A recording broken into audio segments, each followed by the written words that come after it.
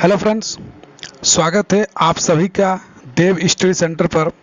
आज इस वीडियो पर हम लोग एसएसटी के जो पेपर 2 का क्वेश्चन को डिस्कस करेंगे, सी टेट पेपर 2। इसके पहले मैंने ऑलरेडी 30 क्वेश्चन को डिस्कस किया हुआ है। अगर आपने अभी तक नहीं देखा है तो जाके आप मेरा यूट्यूब चैनल देव स्टडी सेंटर पर आप देख सकते हैं। और अभी मैं अगला जो एसएसटी का आपका सोशल साइंस का जो अगला 30 क्वेश्चन है उसको अभी मैं डिस्कस करूंगा। तो अगर आप इस चैनल पर नए हैं तो देव स्टडी सेंटर को सब्सक्राइब करना ना भूलें और लाइक जरूर करें। तो चलिए बिना किसी देर के साथ शुरू करते हैं। तो यहाँ पर आपका स्क्रीन पर क्वेश्चन दिखता होगा। पहला आपका 61 नंबर जो आपका क्वेश्चन है आपका 61 से स्टार्ट है। इसके पहले मैंने डिस्कस कर दिया है। तो यहाँ पर निम्नलिखित में कौन राज्यसभा सदस्यों का चुनाव करता है? यहाँ पर देख सकते हैं आपका क्वेश्चन दिख रहा है, who among the following elect the Rajya Sabha member. Rajya Sabha member का चुनाव कौन करता है? तो इसका तो करेक्ट आंसर है आपका 61 को आपका 4 नंबर। विधायक के सदस्य, विधायक लोग ही जो होते हैं राज्यसभा सदस्यों का चुनाव करते हैं। तो 4 नंबर इसका जो है करेक्ट आंसर था।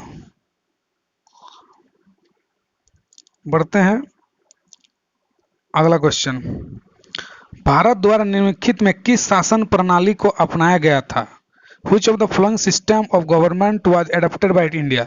तो यहाँ देखिए भारत के द्वारा किस प्रकार का शासन प्रणाली अपनाया गया, तो वह आपका सही आंसर आपका जो है आपका 4 नंबर संसदीय और संघीय पार्लियामेंट्री सिस्टम और फेडरल सिस्टम को अपनाया गया था। अगर आप इतिहास में पढ़ेंगे तो गवर्नमेंट ऑफ इंडिया एक्ट 1935 जो है आपका वहीं से ज़्यादातर आपका जो है भारत का संविधान का जो अधिकतर चीज़ वहीं से लिया गया है। गवर्नमेंट ऑफ इंडिया 1935, तो उसमें भी आपका संसदीय और फेडरल जो है आपका संघीय व्यवस्था को वहाँ पर है। तो 4 नंबर इसका करेक्ट आंसर है। आगे देखते हैं क्वेश्चन को। अनुसूचित जातियों के लिए कितने संसदीय निर्वाचन क्षेत्र आरक्षित थे? How many parliamentary constituency are reserve for the schedule? मतलब एससी के लिए कितने सीट रिजर्व है आपका संसदीय क्षेत्र, मतलब एमपी सीट के लिए कितना सीट भारत में जो है उनके लिए रिजर्व है? तो इसका करेक्ट आंसर है 63 का, वो है आपका 2 नंबर। यहाँ पर आप देख सकते हैं क्वेश्चन नंबर 2 जो है 84 सीट है जो आपका एससी के लिए आपका क्या है रिजर्व है एमपी सीट के लिए। बढ़ते हैं अगला क्वेश्चन की तरफ। अगला क्वेश्चन आपको स्क्रीन पर दिख रहा होगा 64 नंबर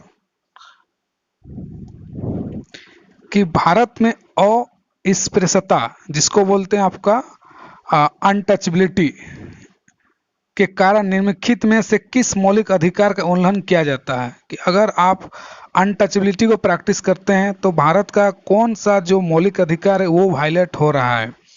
तो यहाँ पर देखते हैं स्वतंत्र का अधिकार, शोषण का अधिकार, संवैधानिक उपचार। तो यहाँ पर जो आपका जो है समता का अधिकार जो है आपका राइट टू इक्वलिटी जो है आपका ये चीज़ आपका वायलेट हो रहा है। क्योंकि आप किसी के साथ लोअर कास्ट के साथ या अलग कास्ट के साथ किसी भी के साथ अगर आप छुआछूत व्यवहार कर रहे हैं या कोई भी कर रहा है तो ये क्या हुआ, राइट टू इक्वलिटी, आप समानता का अधिकार उनको नहीं दे रहे हैं। तो इस तरह का 1 नंबर इसका वायलेशन हो रहा है। अगला क्वेश्चन स्क्रीन पर आपके लिए। भारत के संविधान के अनुसार निम्नलिखित में से कौन सा मौलिक अधिकार नहीं है?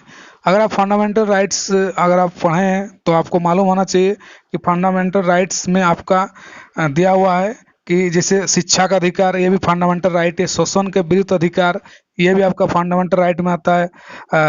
राइट टू फ्रीडम और रिलीजन, ये भी आपका फंडामेंटल राइट के अंदर आता है। तो जो लास्ट में आपका संपत्ति का अधिकार है तो ये आपका फंडामेंटल राइट आपका नहीं है, क्योंकि यहाँ पर क्वेश्चन पूछा है कौन सा नहीं है।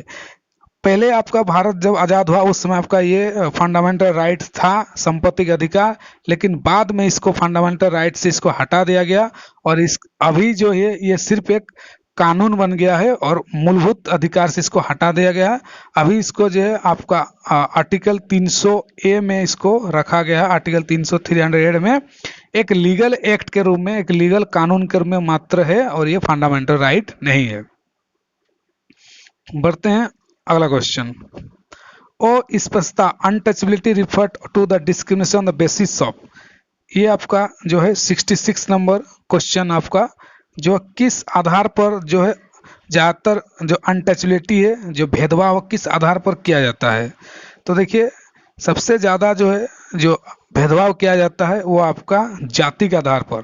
लोअर कास्ट एसटी एससी लोगों को जो है जातिगत भेदभाव ज़्यादातर छुआछूत का जो है, अपर कास्ट के जो लोग होते हैं लोअर कास्ट के, जो खासकर एसटी और एसटी लोगों को अपर कास्ट लोग इनको छुआछूत मानती है और जाति के आधार पर। तो आपका 3 नंबर जो है इसका आपका करेक्ट आंसर है। अगला क्वेश्चन 67 में बहुत ही काफ़ी इजी क्वेश्चन आपका दिया हुआ है, 9, 10, 11, 12 एनसीईआरटी बेस्ड है। मुख्यमंत्री को आपका नियुक्त कौन करता है, आपको क्वेश्चन पूछा है। तो इसका अगर आपको मालूम है तो कमेंट में जरूर बताइए। 67 नंबर इसका तो करेक्ट आंसर आपका 3 नंबर है। राज्यपाल जो है, राज्य का जो राज्यपाल होता है वही मुख्यमंत्री को नियुक्त करता है। बढ़ते हैं अगला क्वेश्चन। यहाँ पर देखिए राज्यपाल को नियुक्त कौन करता है, वहां पर मुख्यमंत्री को नियुक्त कौन करता है वो लिखा था, यहाँ पर राज्यपाल को नियुक्त कौन करता है। राज्य का जो है राज्यपाल प्रमुख होता है, इसको नियुक्त कौन करता है। तो इसका 68 का करेक्ट आंसर आपको 4 नंबर, राष्ट्रपति जो है उसको नियुक्त करता है राज्यपाल को। तो 4 नंबर इसका करेक्ट आंसर है।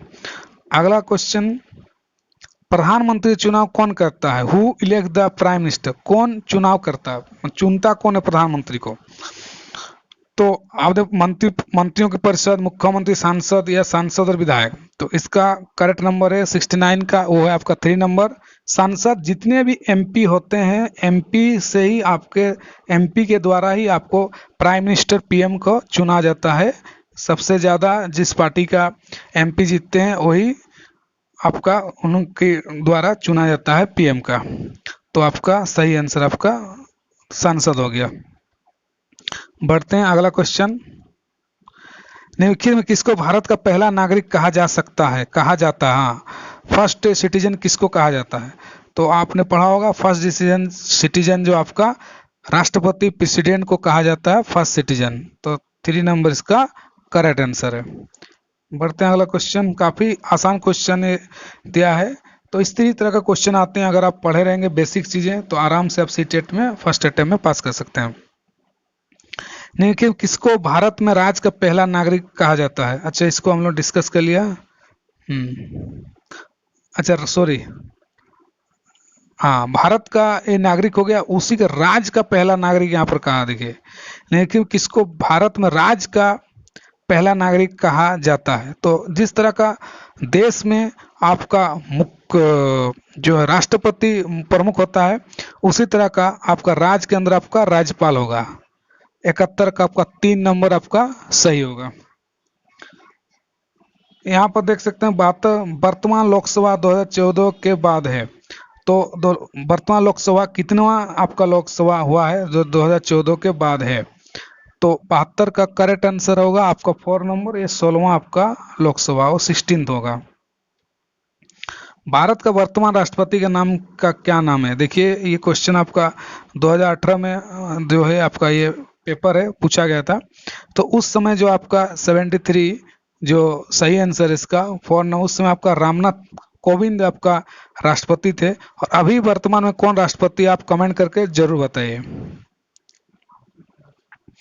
अगला क्वेश्चन, भारत के संविधान निम्नलिखित में किसका उल्लेखित नहीं किया गया है, not mention in the constitution of India. देखिए भारत के संविधान में राज्य और केंद्र शासित प्रदेशों का नाम ये आपका मेंशन है। सरकार का ढांचा, स्ट्रक्चर गवर्नमेंट, ये भी आपका उल्लेख है। सरकार का क्या काम है, राज्य सरकार का क्या काम है, देश भारत सरकार केंद्र सरकार क्या काम है, ये आपका बताया गया है। राजनीतिक दलों के नाम, अच्छा ये आपका डिस्कस नहीं है। नागरिकों का नाम ये आपका है। राजनीतिक दलों के नाम जो है आपका संविधान में डिस्कस नहीं किया गया। तो आपका 3 नंबर जो इसका है आपका करेक्ट आंसर है। राज्यसभा में सदस्यों को कौन नामांकित, who nominates member of Rajya Sabha. तो देखिए राज्यसभा सदस्यों का जो नॉमिनेट जो है वो आपका राष्ट्रपति करते हैं। राष्ट्रपति जो है नॉमिनेट करते हैं आपका राज्यसभा का। तो 75 का आपका 1 नंबर आपका सही है। अगला क्वेश्चन आपके स्क्रीन पर, निम्नलिखित कौन भारत के संविधान सभा के अध्यक्ष थे। संविधान सभा के अध्यक्ष कौन थे? तो सही आंसर आपका 3 नंबर है, डॉक्टर राजेंद्र प्रसाद जो है भारत के संविधान सभा के अध्यक्ष थे। अगला, देखिए कौन भारत का एकमात्र भारतीय गवर्नर जनरल थे? आपका भारत के एकमात्र गवर्नर जनरल कौन थे? तो इसका सही आंसर है 77 का 4 नंबर है आपका सी राजगोपालचारी जो थे एकमात्र गवर्नर जनरल, 4 नंबर सही। भारत का संविधान कब अपनाया गया था? आपके स्क्रीन पर ये क्वेश्चन दिख रहा होगा, भारत का जो संविधान कब अपनाया गया था। यहाँ पर देखिए कब लागू किया गया तो नहीं पूछा, कब अपनाया गया था। तो देखिए ये तो आपको 15 अगस्त से भारत देश आजाद हुआ था, आपका ये वाला है ना। तो इसका जो करेक्ट आंसर है 78 का, वो आपका 3 नंबर। 26 नवंबर 1949 को भारत का संविधान अपनाया गया था। अगर आप भारत का जो प्रस्तावना को पढ़ेंगे वहां पर ये मेंशन है नीचे, एतद द्वारा इतना तारीख को हमने अपनाया है। तो 3 नंबर इसका सही आंसर है। और अगर यहाँ पर मैं आपको बता दूं, यहाँ पर अगर पूछे कि भारत का संविधान लागू कब हुआ था, तो आपका ये 26 जनवरी 1950 को लागू हुआ था और अपनाया गया था तो 26 नवंबर 1949 को। आगे देखते हैं, देखिए किसने भारत की रियासतों को एकीकृत करने का निर्णायक भूमिका निभाई थी? Decisive role integrating the princely state, मतलब जितने भी राजा महाराजाओं के जो छोटे छोटे टुकड़े में भारत बंटा हुआ था रियासतों में, उसको एकीकृत करने का काम किसने किया था? तो इसका काम किया था आपका सरदार वल्लभ भाई पटेल ने, जिसको iron man of the India कहा जाता है, आपका सरदार वल्लभ भाई पटेल। बढ़ते हैं 80 का क्वेश्चन आपको, निम्नलिखित कौन भारत के संविधान की संबंधित सूची मामले में कार्य करता है? तो आपको मालूम है कि 3 तरह का सूची होता है, एक तो केंद्र सूची होता है, दूसरा आपका राज्य सूची होता है, फिर और में एक संवर्ती सूची होता है। तो संवर्ती सूची होता है जिसमें राज्य और केंद्र सरकार दोनों नियम बना सकती है, उसको बोलते हैं आपका संवर्ती सूची। तो इस तरह का इसका सही आंसर है आपका 1 नंबर, केंद्र सरकार राज्य सरकार दोनों नियम बना सकता है आपका संवर्ती सूची में, जिसको इंग्लिश में बोलते हैं कंकरेंट लिस्ट। निम्नलिखित में कौन भारत के संविधान सभा में मसौदा ड्राफ्टिंग कमेटी के जो है चेयरमैन कौन थे? तो इसका जो करेक्ट आंसर आपका जो डॉक्टर भीमराव अंबेडकर थे, वो ड्राफ्टिंग कमेटी के मेंबर थे, जिसको फादर ऑफ द कॉन्स्टिट्यूशन भी कहा जाता है डॉक्टर भीमराव अंबेडकर को। 8वीं सदी में किसके नेतृत्व में बंगाल धीरे धीरे मुगल नियंत्रण से अलग हो गई थी? तो इसका सही आंसर है 82 का, वो 1 नंबर, मुर्शिद कुली खान के कारण धीरे धीरे अलग हो गए थे। लेकिन किसने गवर्नर जनरल ने फैसला किया कि बहादुर शाह जफर आखिरी मुगल सम्राट होंगे और उनके मृत्यु का किसी वंशज को शासक के रूप में पहचाना नहीं जाएगा? तो आपको मालूम है कि भारत में जो ब्रिटिश शासन था उस समय, आपका बहादुर शाह जफर जो थे वो अंतिम आपका राजा थे आपका दिल्ली के अंदर। तो जो इसमें से कौन सा गवर्नर जनरल ने कहा कि उनके मृत्यु के बाद और किसी तरह का कोई वंशज को राजा नहीं माना जाएगा? तो 83 का जो करेक्ट आंसर है वो आपका 3 नंबर है, लॉर्ड कैनिंग ने ये डिसाइड किया था, लॉर्ड कैनिंग। किस गवर्नर जनरल को घोषित किया है कि अवध पर गलत तरीके से शासन किया जा रहा था, उसके उचित प्रशासन सुनिश्चित करने ब्रिटिश शासन की आवश्यकता थी? जो आपने पढ़ा होगा मिस गवर्नेंट, जो आपका अवध के अंदर जो मिस गवर्नेंस का आरोप लगाया गया था, तो उसने किस गवर्नर जनरल इसको कहा था कि इस पर इसको हटाना चाहिए? तो आपका 84 का जो आपका करेक्ट आंसर है वो आपका 3 नंबर, लॉर्ड डलहौजी उस समय थे गवर्नर जनरल, तो इन्होंने ये आपका मिस गवर्नेंस करके उसको कब्जे में लिया था। इतिहास का क्वेश्चन पूछा, कानपुर के किस शासक खुद को पेशवा घोषित किया था? पेशवा, तो देखिए यहाँ पर नाना साहब जो है उन्होंने खुद को कानपुर में पेशवा घोषित किया था। 85 का 1 नंबर सही आंसर है। अगला कुछ पेडागोजी क्वेश्चन यहाँ पर दिए हैं, कारखाने के विषय को पढ़ाने के लिए सबसे उपयोगी विधि क्या होगा? कि अगर आप बच्चों को कारखाना कोई टॉपिक आ गया और उसको आपको बताना बच्चों को, तो आप किस विधि से बच्चों को पढ़ाएंगे, तो जो सबसे बेस्ट मेथड होगा, या तो अब एक कहानी सुनाएंगे, या एक विशेष को आमंत्रित करें, किसी और पर्सन आमंत्रित करेंगे, औद्योगिक कारखाने की यात्रा कराएंगे, डायरेक्ट लेके जाएंगे, उनको कारखाना दिखाएंगे। तो सबसे बेस्ट जो यहाँ पर होगा वो आपका 86 का वो 3 नंबर होगा। किसी औद्योगिक कारखाने की यात्रा आयोजित करना, 86 का जो आपका 3 नंबर होगा। इसमें यह है कि वहाँ पर जाएंगे जो बच्चे, खुद से प्रैक्टिकल फील्ड विजिट करेंगे, इसमें वो लोग कारखाना के विषय में और सबसे अच्छा तरीका से समझेंगे। तो 86 का आपका 3 नंबर करेक्ट आंसर है। अगला क्वेश्चन 87, एडुसेट जो है एक आपका चैनल एडुसेट है, तो ये आपका क्या है, एडुसेट से क्या समझते हैं? तो ये जो आपका एक मानव निर्मित भारतीय उपग्रह का नाम है एजुसेट है, एक सैटेलाइट का नाम है एजुसेट। पंचवाणी बीजक निम्नलिखित में किस महान हस्ती के छंद और विचारों को संचित किया गया है?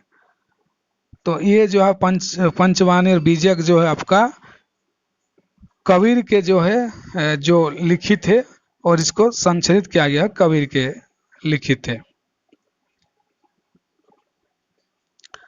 एलोरा की गुफा का भित्ति चित्र इसमें, जिसमें विष्णु को नरसिंह अर्थात पुरुष सिंह के रूप में दिखाया गया, किस काल की कृति, किस काल का आपको मालूम है कि एलोरा का गुफा में कई सारे अलग अलग चित्र आपका बना हुआ है, तो उसमें नरसिंह का जो है किस काल का है?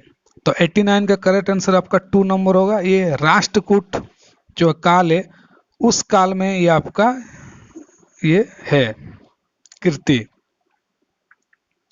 और 90 नंबर आज का जो लास्ट क्वेश्चन है एसएसटी सोशल साइंस का, निम्नलिखित में कौन सा संगठन उपनिषद में आस्था रखता है, मतलब विश्वास करता है? तो देखिए 90 का सही आंसर है का ब्राह्म समाज, जो ब्राह्म समाज है जो है आपका उपनिवेश का आस्था रखता है। बाकी जैसे आपका रामकृष्ण मिशन है, सत्य सजग समाज, ज्योतिराव फूले जो आपको मालूम होगा, उन्होंने इसकी स्थापना किया था, है ना। रामकृष्ण मिशन भी जो आपका स्वामी विवेकानंद की स्थापना किया गया था। तो इसी तरह का जो है आपका इसका सही आंसर आपका 1 नंबर होगा। तो आज हम लोगों ने पूरे 30 क्वेश्चन को डिस्कस कर लिया है। साथ ही में आप मेरे टेलीग्राम चैनल देव स्टडी सेंटर, इस पर आप जुड़ सकते हैं, और यहाँ पर आपको कई सारे सी-टेट के नोट्स आपको मिल जाएंगे। आपका सीडीपी का नोट है, फिर आपका साइंस का भी आपको नोट मिलेगा, पेडागोजी का, हिंदी पेडागोजी अलग अलग नोट मैंने शेयर किया हुआ है, तो वहाँ से आप प्रिंट करके पढ़ सकते हैं। इसी तरह के वीडियो के लिए आप सब्सक्राइब करना ना भूलें, देव स्टडी सेंटर को लाइक जरूर करें। मिलते हैं किसी और वीडियो के साथ। Thank you so much.